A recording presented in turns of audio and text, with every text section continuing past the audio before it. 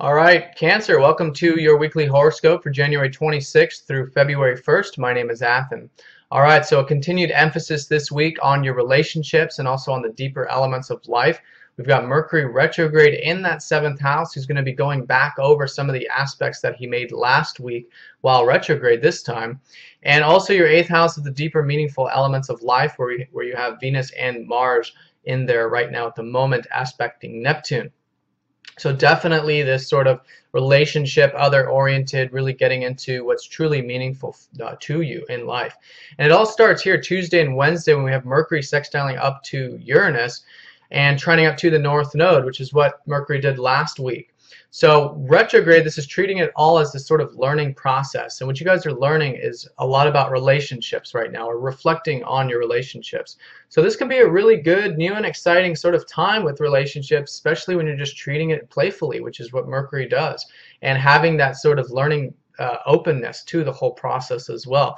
But whatever it is, it's definitely a nice flow there for relationships, and you'll probably gain some insight and some awareness around that time regarding that. It's a lot of this North Node energy, which for you, the North Node energy is your 3rd house, which is the energy of the whole year for you, really, of getting, deeper with communications, understanding communications, increasing that part of your chart, that part of your life, how you can communicate better, receive, exchange, all of these types of things. Also learning and teaching as well. It's a big emphasis here. So good support there with your overall life path, certainly.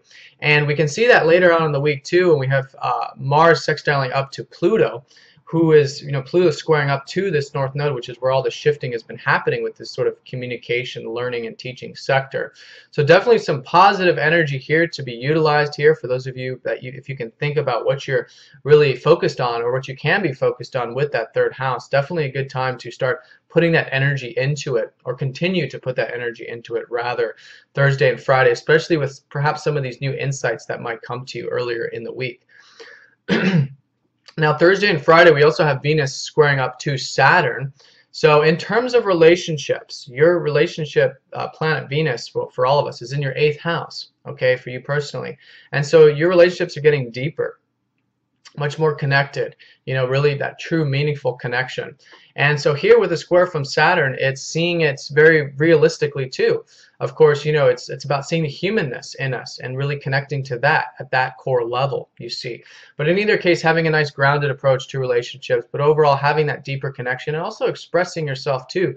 Saturn in your 5th house has been about structuring your self-expression, how you can express yourself better and be more mature and grounded in that department as well.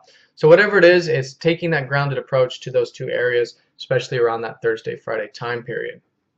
Now, Mercury's going to go over the Sun on Friday. So this is definitely some awareness and excitement too, again, with relationships. It could just be an awareness, some sort of clarity, but there's this passion element involved with this too. It could be very romantic too with the Sun, but it's just a creative life force energy of just enjoying relationships. So definitely a good week to do that.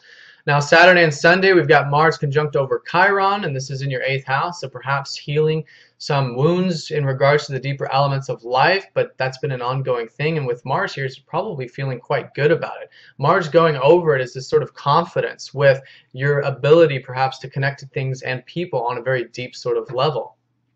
And this is a confidence boost. It's also a good time to relax and just really be receptive in terms of what you've been motivated towards, because you guys have been definitely motivated towards the deeper elements of life. And with Chiron here, it's just an overall feeling good about that sort of energy and your ability to sort of achieve what you want in that sector.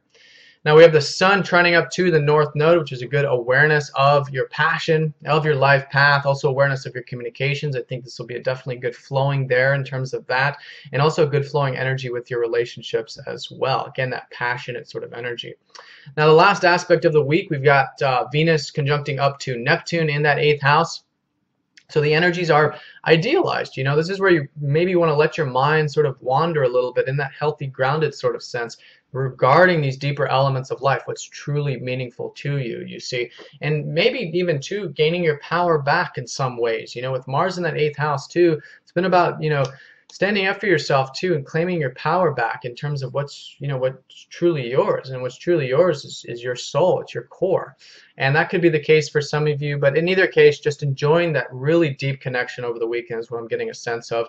That compassion, that Neptunian energy, that presence, doing something very spiritual perhaps with your relationships, or just enjoying them in that spiritual sort of way.